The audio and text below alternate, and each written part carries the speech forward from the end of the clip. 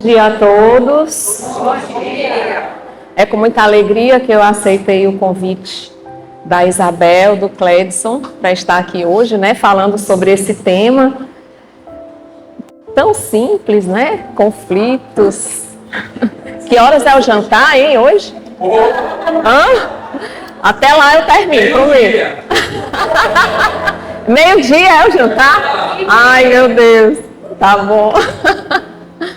Então, gente, eu vou ficar aqui embaixo porque eu vou querer uma comunicação maior com vocês.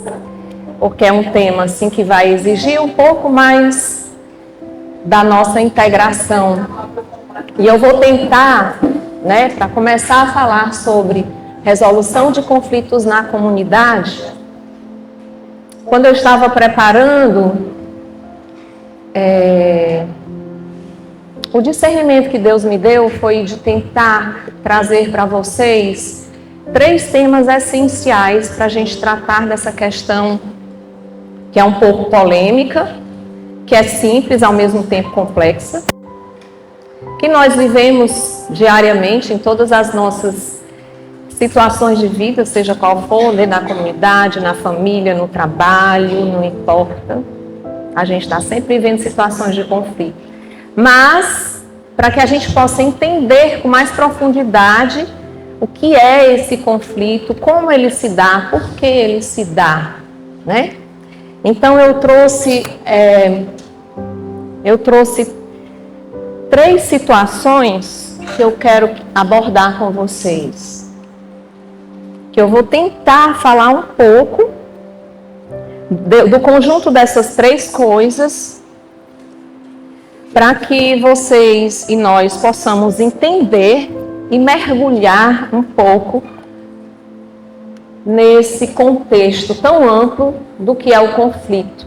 Porque para falar de conflito a gente precisa falar da pessoa humana, porque nós somos humanos, Para falar de conflito a gente precisa falar sobre a igreja e os nossos santos, o que eles nos dizem. É preciso que a gente seja formado também dentro dessa compreensão. Para falar de conflito também, nós precisamos trazer um pouco das nossas realidades comunitárias e falarmos um pouco das nossas regras. E para começar a falar dessa situação da pessoa humana, Quem é o homem? O homem é tanta coisa. Quando a gente fala do homem, como que a gente define essa pessoa humana, Quem é o homem, Senhor, para assim tratar tanto com ele? Quem é essa pessoa, E aí eu vou trazendo aqui um pouco de Freud. Eu espero que Freud não se trema no túmulo pela minha superficialidade com a qual eu vou tratar o tema. Mas não é aqui objeto da formação aprofundar esse tema. Eu quero apenas dar pinceladas para colocar vocês dentro da nossa dimensão do humano, da pessoa humana, fragilizada na carne, no pecado, E para tratar desse humano, eu vou falar um pouco do ego, o nosso ego, aquilo que nos constitui, que nos constituiu depois da nossa queda original. Como nós somos, não como essência, mas como persona. O que é persona? Personalidade, máscara.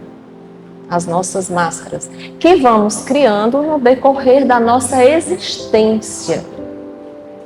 Quiçá ainda desde o ventre materno.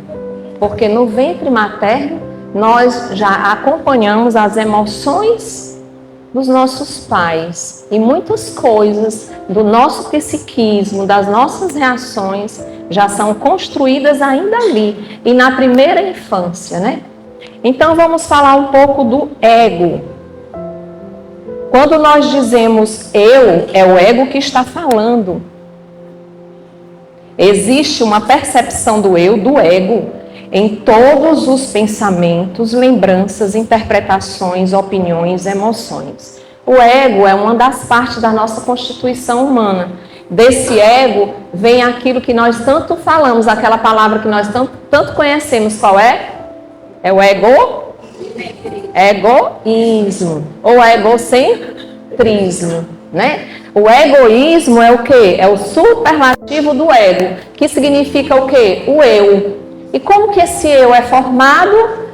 Na nossa dimensão humana, lá embaixo na nossa vida. É preciso que a gente compreenda um pouco disso, porque isso vai nos ajudar a compreender a gente mesmo e a compreender o outro e trazer à tona também a cura nas nossas relações, porque muitos dos problemas que nós temos nas nossas relações são decorrentes dessa criança aqui que está sendo formada nesse ego. Então, existe uma percepção do eu, do ego, em todos os pensamentos, lembranças, interpretações, opiniões, emoções. Na mente egóica, o indivíduo está possuído por seus próprios pensamentos. A formação do ego leva o homem a se identificar com o objeto desejado. Eu sou aquilo que eu tenho. E nós, nas nossas construções mentais, vamos diariamente construindo o nosso ser a partir dos nossos desejos e da construção do objeto. Esse objeto não necessariamente é um objeto físico, ele pode ser um objeto desejado, algo abstrato também. Quando vivemos por meio do eu construído pela mente, que se confunde dos pensamentos e das emoções do ego, a base da nossa identidade é precária. Por quê? Os pensamentos e as emoções são, por sua natureza, efêmeros. E assim a nossa sociedade nos constrói. A base do eu é formada pelos meus pensamentos e pelas minhas emoções. Mas essas bases por si só, elas são o quê? Passageiras. Elas são efêmeras. E os nossos santos e a palavra de Deus e a nossa igreja, ela vem continuamente nos dando essa ordem, essa orientação. A gente vai ver a partir desse olhar, quando a gente lê os salmos, quando a gente lê as mensagens de Cristo, quando a gente lê São João da Cruz, ou Santa Teresa, ou Santa Teresinha, a gente vai entender eminentemente que ele está falando ali da pessoa egóica, que precisa ser desconstruída o quê? À luz de Deus. E não existe outro caminho para essa reconstrução. É necessário o iluminar de Deus, como São João da Cruz nos fala na chama viva, nas experiências místicas que ele teve, que ele diz que em um segundo ele sentiu a construção de todas as virtudes na alma dele. E isso é o que? É uma graça, né? Como São João da Cruz mesmo falou.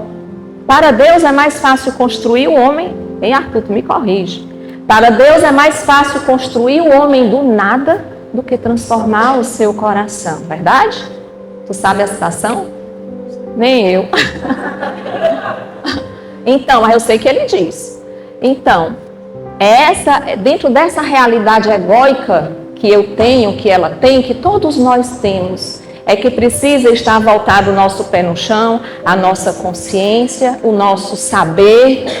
Para quê? Para que a gente possa suportar com paciência. Suportai-vos mutuamente no amor, com paciência. E esse suportar vem dessa compreensão do que é o outro.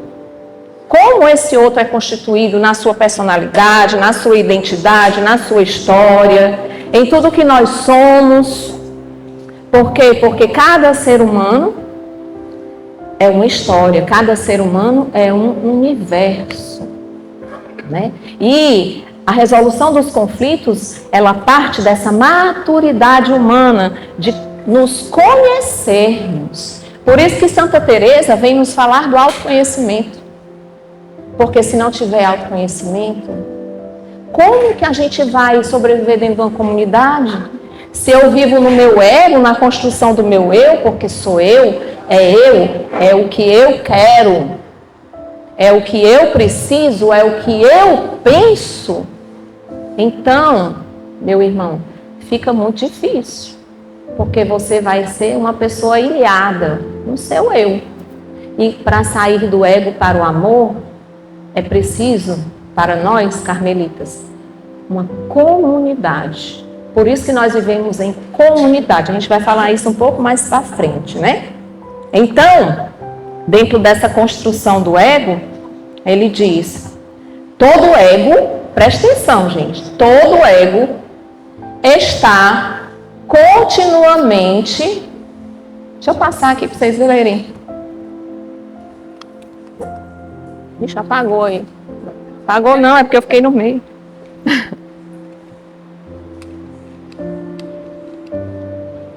Todo ego, ele está continuamente lutando pela sobrevivência, tentando se proteger e aumentar de tamanho. Olha só como é a nossa construção.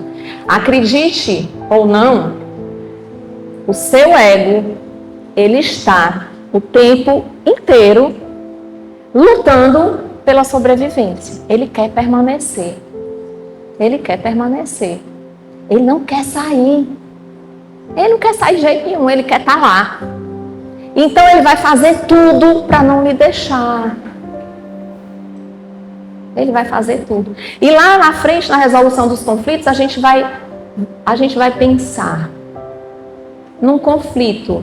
Eu sou ponte ou sou abismo? Como eu passo por esse conflito? Para que ele me serve?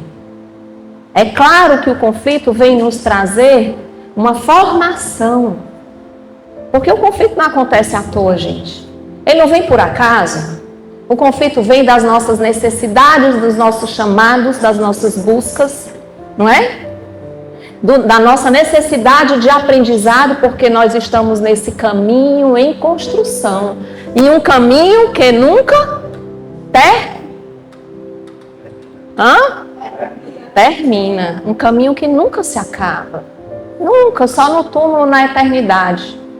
E aí nós temos queixas e ressentimentos. Deixa eu passar aqui.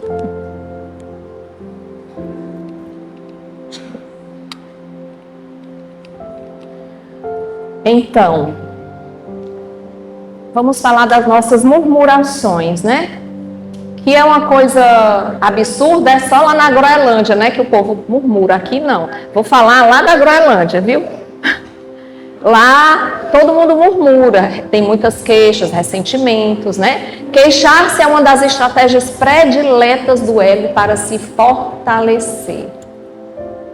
Então, quando a nossa mente, seja por meio de palavras, ou seja por meio do pensamento, só o pensamento de queixa, de murmuração, de reclamação da situação presente é o que? É o fortalecimento do seu ego, do seu eu. Por isso que a gente precisa trabalhar os pensamentos na oração, fortalecer as ideias, purificar a memória. Precisamos purificar a nossa memória, como diz São João da Cruz, para viver a esperança plena na noite escura, porque purificando essa memória, estamos purificando o nosso eu profundo, aquele ego daquela criança que foi marcada das lembranças do nosso passado, que é necessário ser purificado. Cada reclamação é uma pequena história que a mente cria, na qual acreditamos perfeitamente, né? Cuidado. E vamos acreditando. Não se importa se ela é feita em voz alta ou apenas em pensamento. Uma atitude típica desse padrão é aplicar rótulos mentais às pessoas. Então, nós estamos numa comunidade, aí chega um membro novo, aí você já diz logo, é não sei o quê, é chato, é metido, é, né?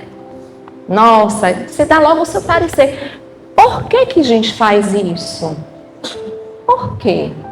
Já pararam para pensar? Né? Nas nossas estruturas relacionais, como somos imaturos? Por que julgamos o outro se a palavra de Deus diz: não julgueis para não ser julgados? E na medida com que você julgar, você vai ser julgado. Será que Deus está se referindo apenas ao escatológico, ao final dos tempos, no seu julgamento após a sua morte? Não. Deus está falando da nossa realidade presente também. Por que na medida que você julga, você é julgado? Porque você julga na medida do seu julgamento próprio. Nós julgamos na medida do nosso julgamento. Então é preciso purificar essas áreas. Intelecto, memória, vontade. Através da nossa via do Carmelo, da via dos nossos santos, da nossa via de purificação, dos nossos meios de purificação, da nossa oração diária, liturgia das horas, meditação com a palavra, oração do texto, Santa Missa. São os meios que nós temos para purificar o nosso ego, para sair do nosso ego e para entrar no amor, que é um movimento fácil. Segundo São João da Cruz, é mais fácil Deus criar o homem do nada. Né? Então, xingar é o modo mais rude de atribuir esses rótulos e mostrar a necessidade que o ego tem de estar certo e triunfar sobre os outros. Então vem um xingamento com o outro, né? Fulano é não sei o quê, é chato, é metido, ai que eu não suporto, é porque faz isso, né? E aí dentro das nossas estruturas, ainda vem aquela situação que está acontecendo e nós dizemos, não era para ter sido assim. Devia ter sido assim, era para ter sido de outro jeito, porque não aceitamos, porque o meu ego ainda está se batendo em mim mesmo, ainda está fragilizado, precisando de cura. Precisamos de cura, gente, precisamos de cura, né? No nível mais profundo e baixo estão os gritos, porque quando vem os gritos, o ego já está, né? Ele já está assim, ó, desesperado, e aí depois, no próximo nível, vem a violência física, né? Porque aí, quando a pessoa chega na violência física, coitada, ela está vivendo plenamente dentro de si mesma, fechado para si, sobre o olhar completamente voltado para si e não para o outro.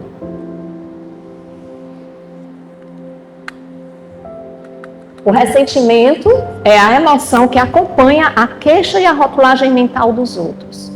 Olha essa expressão. O ressentimento é a emoção que acompanha a queixa e a rotulagem mental dos outros.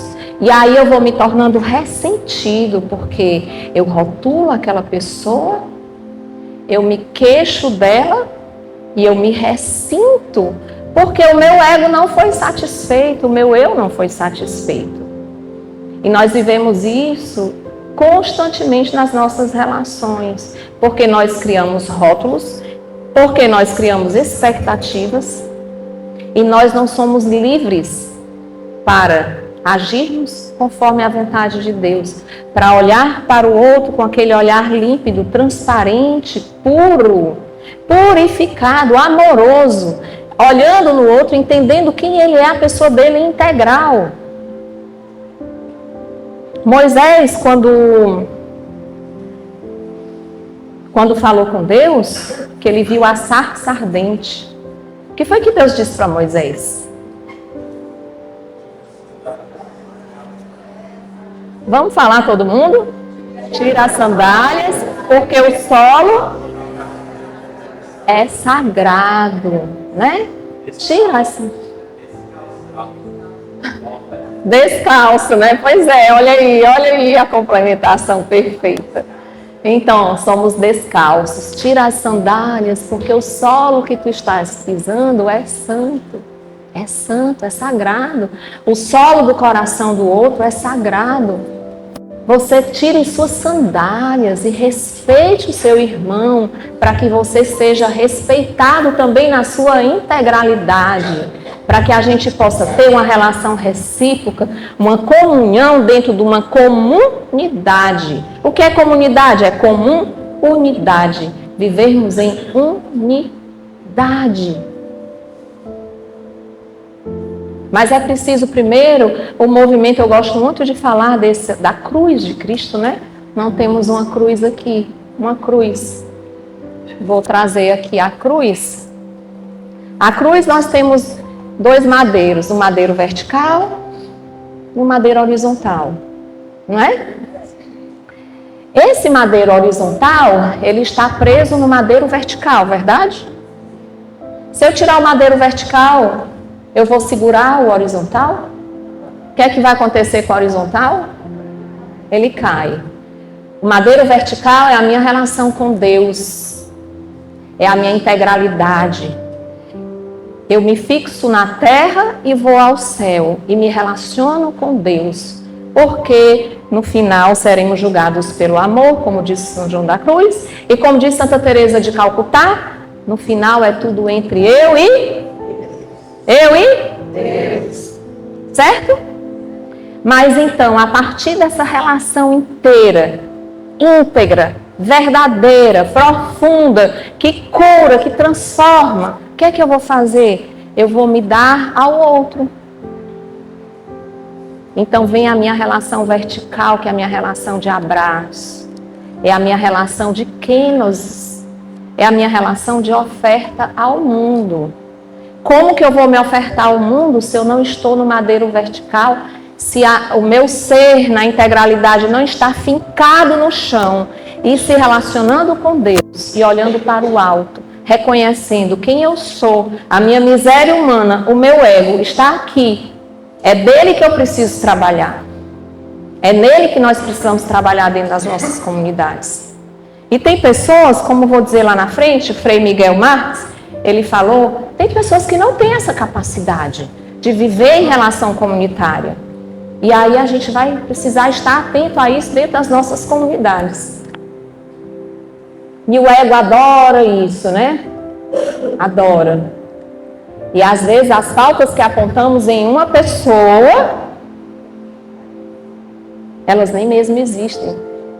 Nem mesmo elas estão aqui, ó. Por quê? Porque às vezes o que eu vejo no outro, não, professora Elaine? Às vezes o que eu vejo no outro é o quê?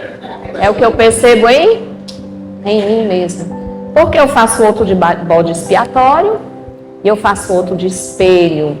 Porque eu não sou capaz de entrar dentro de mim mesmo e de perceber minhas próprias limitações, minhas próprias fraquezas, e eu vou ao encontro do outro, porque é o outro que vai me abastecer no meu ego. Porque vocês lembram lá atrás que eu falei que o ego está constantemente se retroalimentando. A gente tem que entender isso. E quando você estiver diante de uma pessoa difícil na comunidade, com conflito, você tem que olhar para o coração dela e ver como é que está a estrutura humana dela. Quais as bases que ela precisa. Ela precisa de suporte, precisa de apoio, precisa de amor, ou não tem jeito de jeito nenhum. A Nath Maestre, né, padre? Frei, a Nath Maestre. Não é? Então, aí vem a questão de estarmos certos e tornar os outros errados, que é um conflito que nós vivemos constantemente. Porque a briga dos egos.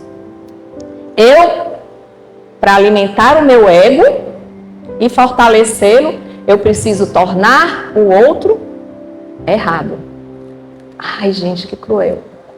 Santa Teresinha se treme no túmulo. São João da Cruz dá assim, ó. Santa Teresa d'Ávila junta todos os restos. Porque é cruel, é muito contra-testemunho. E nós somos comunidades cristãs que devemos viver em obséquio de Jesus Cristo e darmos testemunho no mundo. E para que o mundo olhe para a gente e diga como disseram nas primeiras comunidades. Como foi que disseram? Vejam como eles se amam. Olha que lindo, né? Vejam o que é se amar. Se amar é sair de si, é se dar.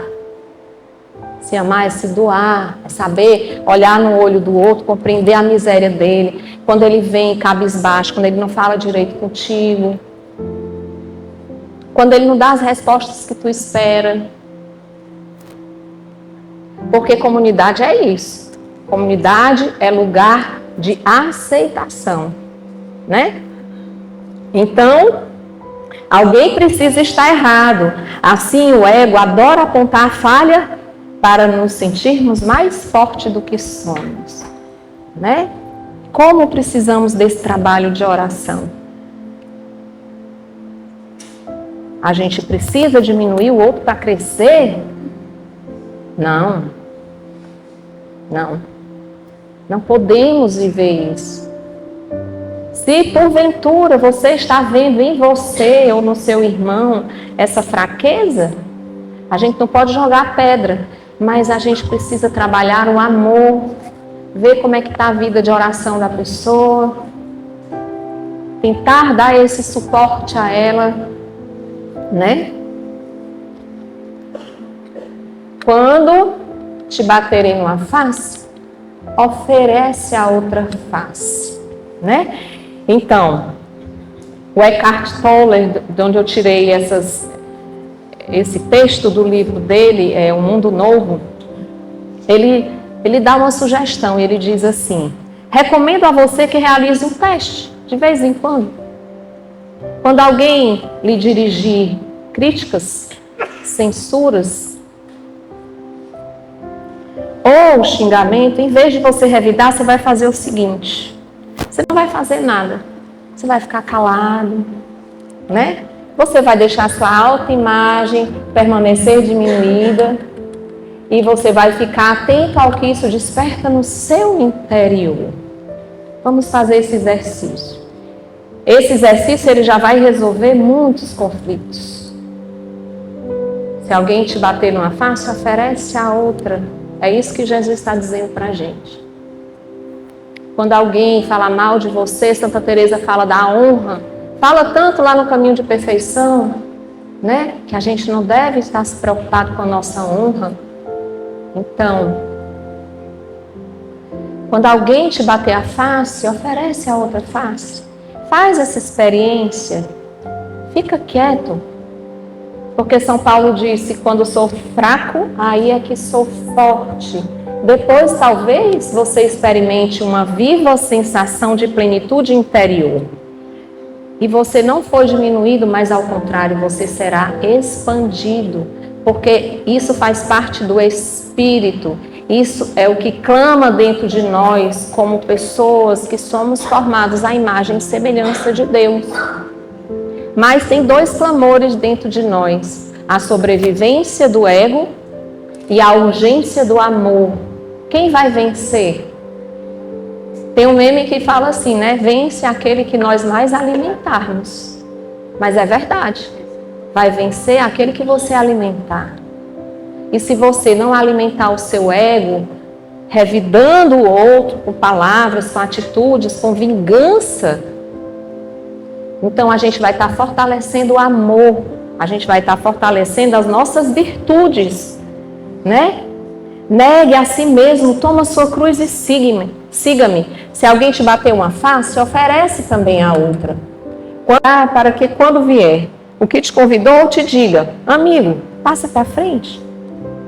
Então você será honrado na presença de todos, porque todo aquele que se humilhar será exaltado. Essa é a nossa verdade de fé. Essa é a nossa verdade. Assim a gente vai construindo o nosso eu cristão, cristológico, cristocêntrico, né? E aí dentro da comunidade nós temos diferenças de personalidades. Nós somos diferentes, gente, nós somos, a gente pode dizer assim, um saco de gato, né? Todo mundo junto ali. Com desejos diferentes, formas de ser diferentes, pensamentos diferentes, personalidades, temperamentos. Um é colérico, o outro é fleumático, o outro é melancólico, o outro é sanguíneo, né? E o outro é orgulhoso, o outro é vaidoso, o outro é medroso, o outro é muito corajoso, o outro é expansivo, o outro é tímido, e assim vai. E dentro dessa comunidade a gente vai se acomodando e vai se formando uns aos outros, né? E vai se conformando. E aí nós vamos fazer o caminho do que diz a Igreja e dos Santos para virmos. Eu vou mudar um pouquinho isso aqui, tá? Porque nós viemos do amor, passamos pelo ego e voltamos para o amor, não é? Eu não vou dizer do ego ao amor, porque nós temos uma antropologia cristã, o qual a palavra de Deus nos diz o quê? Que nós fomos formados a imagem e... Então, a nossa constituição primitiva é sermos imagem e semelhança de Deus. Aí depois veio a queda original.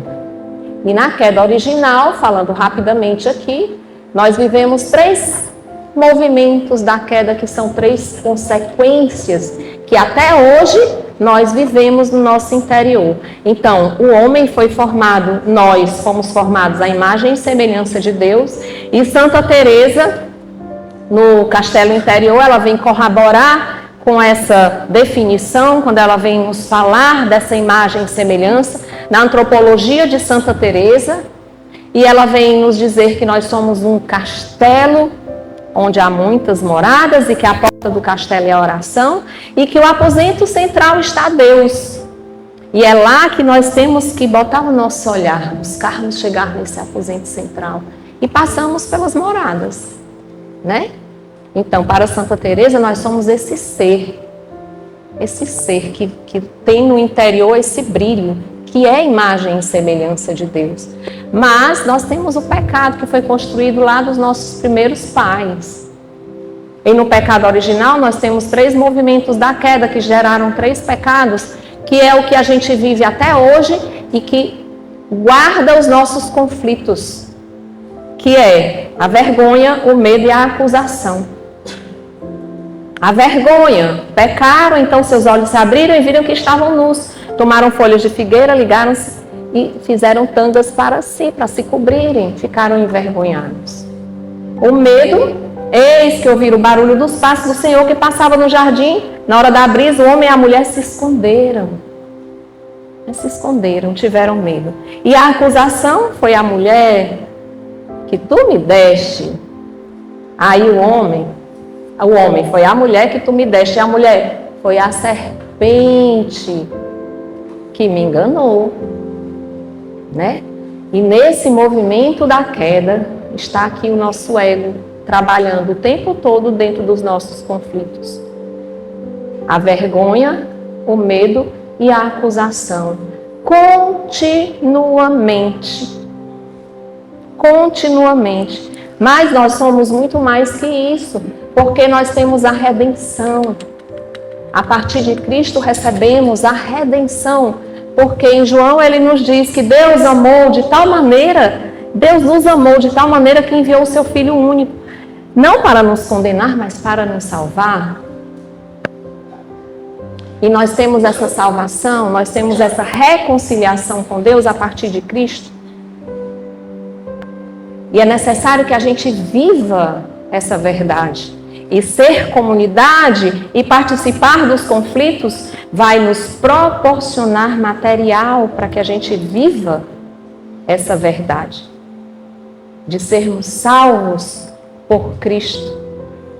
Não só para a eternidade, mas como diz Elizabeth da Trindade, viver o céu aqui na terra. Como viver o céu aqui na terra? Não é? Como viver esse céu? E nesse plano de salvação nasce um novo homem, capaz de Deus, reconciliado com Deus. E esse homem somos nós. E aí nós perguntamos, mas que é o homem para que com ele te importares tanto assim, Senhor? Né?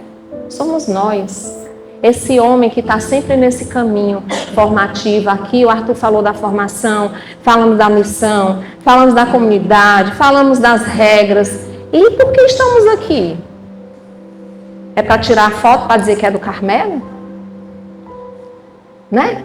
Eu estava pensando aqui, ontem, hoje, sei lá, eu podia estar em casa, é feriado, podia estar viajando, né? Com a família, com os filhos, com os netos. Meus netinhos ficaram lá, tenho 2, a cor mais linda que eu amo. Então, a gente está aqui por quê? Porque é um chamado. E a gente tem que se apropriar disso, né? A gente precisa se apropriar dessa graça de Deus. E aí eu vou trazer para vocês a Caritas Est.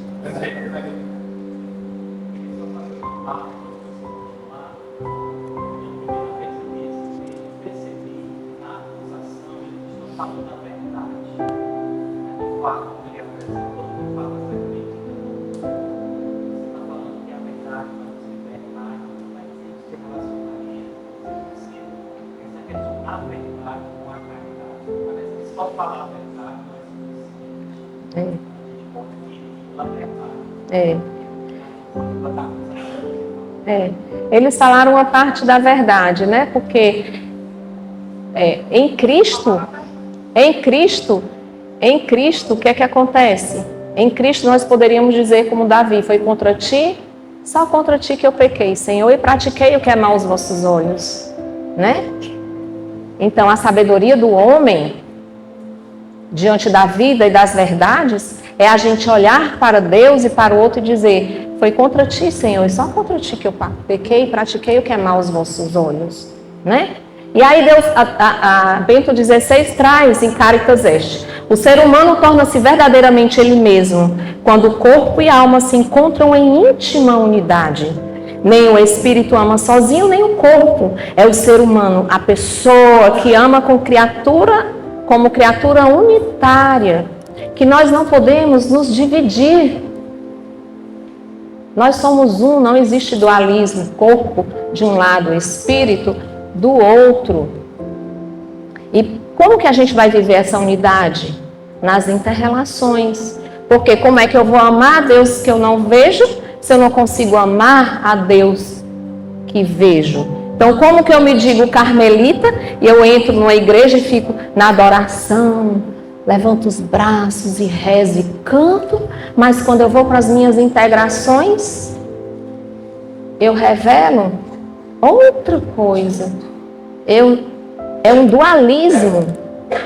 É um dualismo. Então é necessário sair desse dualismo. E essa carta que fica aqui como chave de leitura para vocês entenderem, buscarem, lerem, porque ela fala coisas muito verdadeiras e profundas que podem nos ajudar bastante, ela vem trazer à tona essa questão do dualismo, do amor de Deus. O amor de Deus que é... Você acabou. Você acabou a tua frase? Não, mais acabou. Eu só quero comentar a respeito da questão que foi colocada sobre a acusação. Uhum.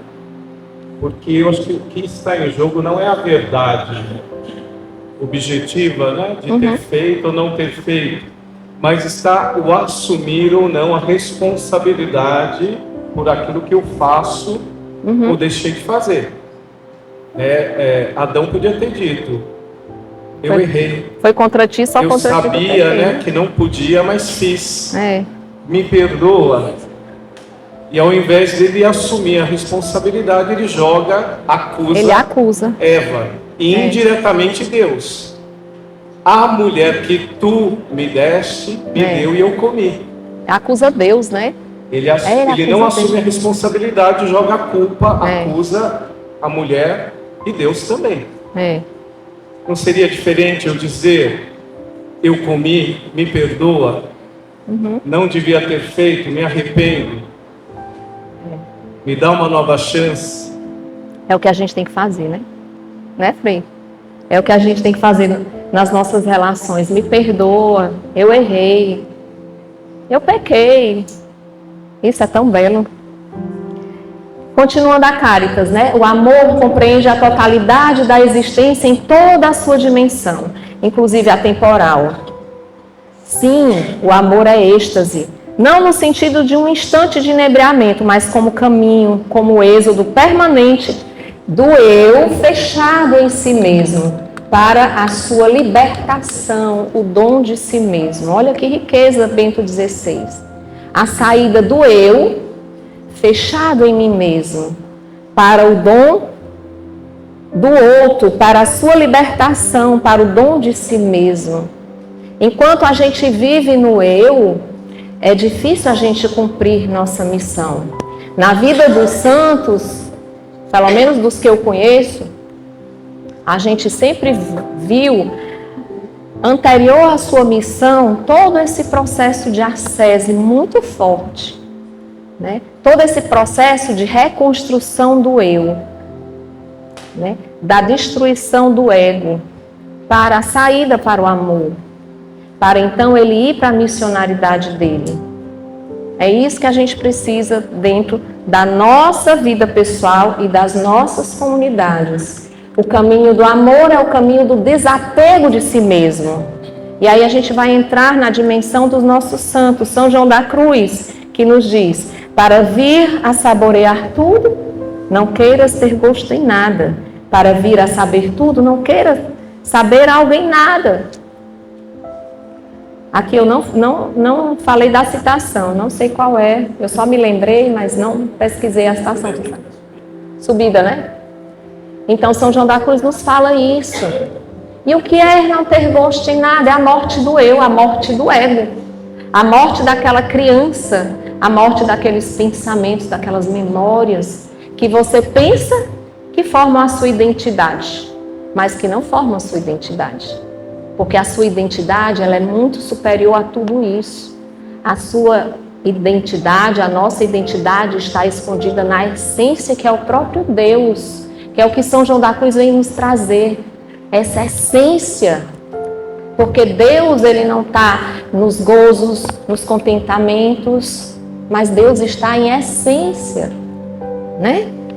E continuando, uma vez amortecidos os apetites, gostos e apoios sensíveis, fica o entendimento livre para aprender a verdade, pois é certo que esses gostos e apetites dos sentidos, mesmo em sendo em coisas espirituais, sempre ofuscam e embaraçam o espírito. 1 Noite 12:4. Então é preciso a gente trabalhar gostos e apetites. Gostos e apetites, gente. Ego. E às vezes o nosso ego é tão traiçoeiro que nos traz para cá, para as nossas relações religiosas e espirituais. Porque a gente quer viver a gula espiritual, né? A gula espiritual, que também é um apetite desordenado. É necessário podar isso.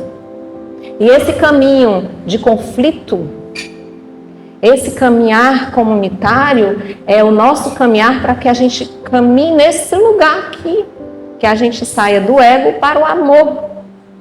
É necessário esse caminho. Senão é inútil a nossa presença aqui. Eu estou aqui para quê? Não é? E aí Santa Teresinha do Menino Jesus, no manuscrito A2V3R, diz: como é próprio do amor abaixar-se. É próprio do amor abaixar-se.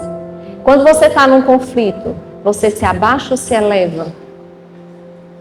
Porque se você não se abaixa, saiba, fecha os olhos, respira fundo. Não estou vivendo o amor. Estou vivendo o ego, o meu eu. Porque o que é que Santa Teresinha diz? Eu escolho o último lugar. Por quê? Porque lá, todo mundo sabe, né? Porque lá ninguém vai brigar por ele. Olha, já pensou a gente viver nas comunidades, todo mundo assim, brigando para estar nos últimos lugares, não nos primeiros. Não para estar na frente aparecendo, né? Puxando o tapete do outro, falando mal do outro. Não. Suportai-vos mutuamente no amor. Suportai-vos, né? Eu suporto fulano, ele é insuportável, mas eu suporto ele, porque é o jeito. Porque eu sou carmelita, eu tenho que suportar. Não, suportar é dar suporte, ó. Segurar ele aqui de baixo, ó, e não deixar ele cair, né? Quando ele está caindo, você segura, é suportar, é dar suporte, né? Então ela continua aqui. Se todas as almas parecessem como as dos santos doutores, que iluminam a igreja com a claridade de suas doutrinas, parece que o bom Deus não desceria bastante ao vir aos nossos corações. A gente não daria tanto trabalho para Deus, né? E Santa Teresinha continua no manuscrito A. Compreendi que sem o amor, todas as coisas são nada, mesmo as mais brilhantes, como ressuscitar os mortos ou converter os povos. Meu Deus! Eu falei que era até o jantar.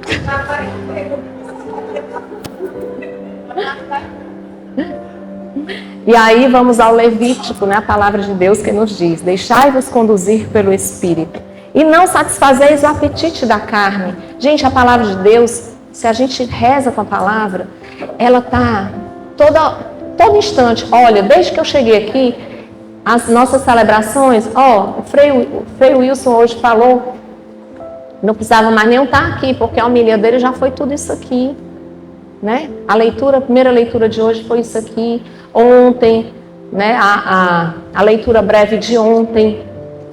Continuamente Deus está nos convidando a esse caminho ascético, a saída do nosso ego e a entrada no amor. Saia do seu ego, meu filho. Saia de si mesmo. O nosso tempo litúrgico, ele está o tempo todo nos remontando a essa realidade. O tempo do advento, o tempo do Natal, o tempo da quaresma, o tempo da Páscoa e o tempo comum. A nossa igreja, ela está o tempo inteiro nos falando isso. Por que a palavra de Deus faz isso? Porque conhece o barro do qual nós somos criados. Sabe das nossas necessidades e realidades, né? E as nossas comunidades, né? As nossas realidades. Nós vivemos em comunidade, toda comunidade é um corpo. Nós pertencemos um ao outro. Esse sentimento de pertença não vem da carne, mas é um chamado de Deus. E nós estamos juntos aqui porque fomos chamados por Deus. E a nossa comunidade, ela tem que ser lugar de partilha. Lugar de partilha de quê? Das nossas fraquezas. Lugar de viver os nossos dons.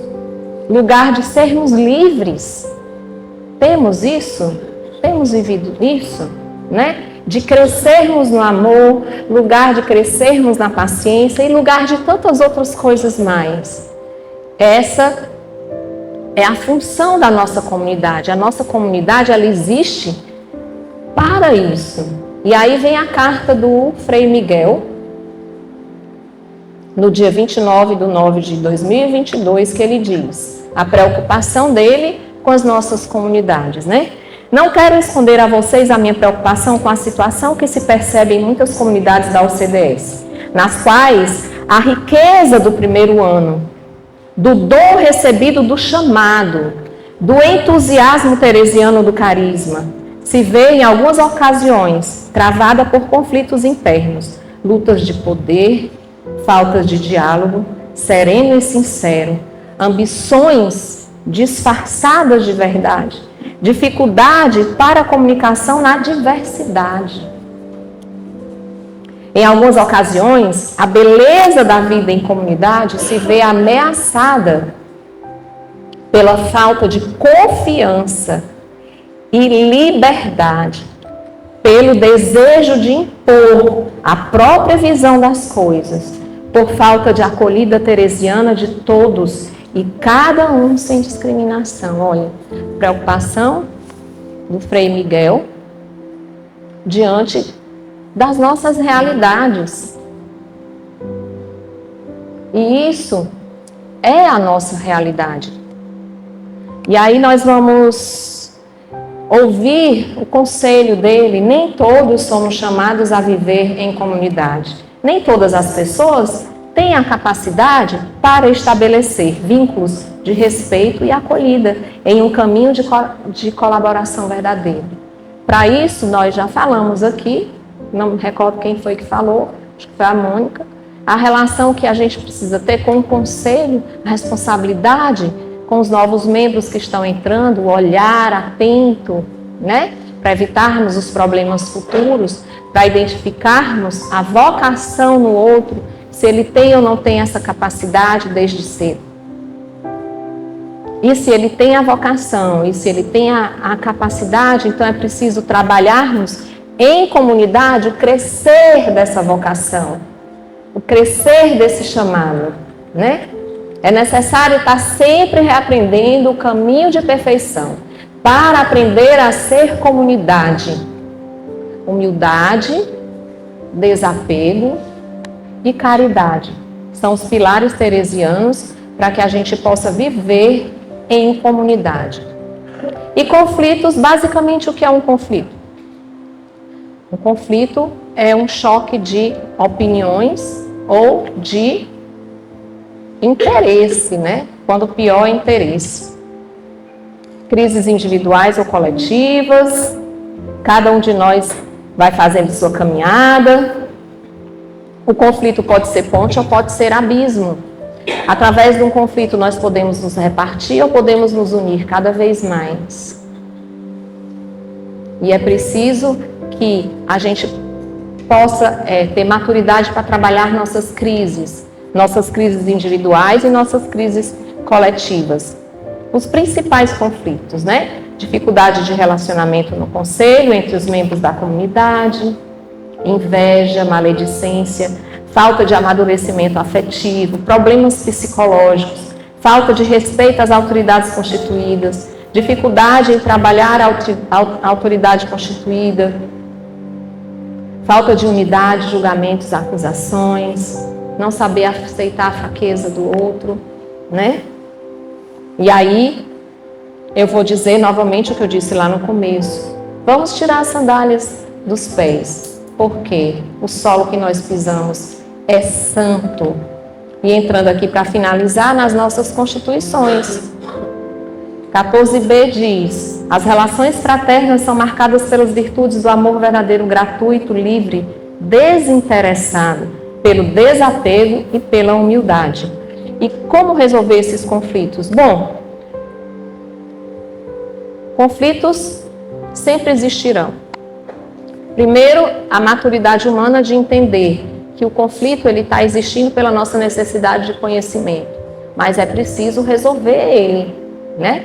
E aí a gente vai aqui para as nossas regras, para entendermos nossos documentos, para entendermos o que devemos fazer. Cada comunidade e grupo deve se empenhar em resolver os conflitos internos e problemas de relacionamento dos seus membros, buscando na escuta, no diálogo e na correção fraterna a solução mais apropriada para cada situação. E o parágrafo único diz: o conselho da comunidade ou grupo pode, se necessário, pedir auxílio ao conselheiro regional responsável pela comunidade ou grupo e ao delegado regional da OCDS. Caso o conflito não se resolva no âmbito regional, pode ser encaminhado à província. São aspectos legais, né? Agora, de tudo aquilo que foi falado lá atrás, é o nosso caminhar. Se aquilo não resolver, nós viemos para cá, né? Se não for suficiente esse gesto de amor, de deixar o outro, então a gente vem para cá. Caso um conselho da comunidade ou grupo não chegue a uma solução satisfatória no gerenciamento do conflito, o caso é encaminhado ao superior provincial da OCD. Este pode pedir parecer ao assistente espiritual e ao conselho provincial ou regional OCDS, para que se tomem as medidas cabíveis. É muito importante que esses conflitos sejam resolvidos, né? Então, para finalizar, eu deixo aqui a reflexão. Pode dar um exemplo do problema? Sim, um problema. Por exemplo, um membro que tem promessas definitivas que não comparece às reuniões, né? É uma situação complicada. Então, essa pessoa ela não comparece às reuniões, mas ela tem promessas definitivas, né? E tudo, entendeu? Conflitos individuais dentro das inter-relações de desafeto também, né? Que é muito sério. Conflitos no conselho, de divisão de conselho, né? De ameaças, né? Aí são situações que, quando você não consegue resolver internamente, é necessário solicitar esse apoio externo. O apoio do conselho, o apoio da presidência regional, o apoio do provincial, né? É necessário resolver. Caso todo aquele caminho já tenha sido percorrido, aquele caminho do amor, mas a pessoa não se abre para o amor, aí é preciso trazer a instâncias mais altas, não é? E aí, para finalizar, eu deixo a reflexão para todos nós. O que buscamos dentro do Carneiro? Nós temos sido ponte ou abismo? E por fim, que o divino menino Jesus encontre ainda a chama ardente da caridade fraterna. Amém. Que Deus abençoe nossos corações, que nos alimente, nos capacite sempre a sairmos do ego ao amor. Amém? Também por aqueles que crerão em mim, por meio da mensagem deles, para que todos sejam um, Pai, como Tu estás em mim e eu em ti. Que eles também estejam em nós, para que o mundo creia que tu me enviastes. Então nós somos chamados a sermos um diante do Pai. Somos chamados a sermos um porque somos um membro, somos todos membros do corpo de Cristo. E esse caminho é o nosso caminho vocacional, é o nosso caminho para o céu. Então convido você a fechar os seus olhos e vamos cantar essa música pedindo a Deus que nos dê esse dom da unidade perfeita, de sermos um com o nosso irmão. Você pode colocar também a mão, sua mão direita, sua mão esquerda, sobre o ombro da pessoa que está do lado esquerdo. Esse sinal de unidade e comunhão que temos. Que seja um, é o que eu quero mais. Que seja um. Que seja um, é o que eu quero mais. O meu amor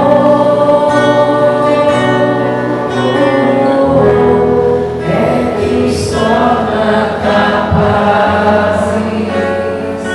sem medo algum, Se amem mais. se amem mais. Sem medo algum. Sem medo algum, Se amem mais. se amem mais. O meu espírito é que age e faz. Que seja um, é o que eu quero mais. Que sejam. Que seja um, é o que eu quero mais. O meu amor é que nos torna capazes. Senhor, te peço a ação do Teu Espírito Santo sobre nossas comunidades, sobre nossos corações, sobre nossas vidas. Que o Teu Espírito venha nos iluminar, Senhor, nesse ano da oração. Que o Teu Espírito venha nos preparar para o jubileu da esperança. Que os nossos corações se encham de esperança em Ti, Senhor. A Tua graça nos pertença. Que sejamos abertos e inclinados à Tua mensagem, à Tua luz, à Tua santidade, à Tua eternidade, Senhor. Louvado seja nosso Senhor Jesus Cristo. Em nome do Pai, do Filho e do Espírito Santo. Amém.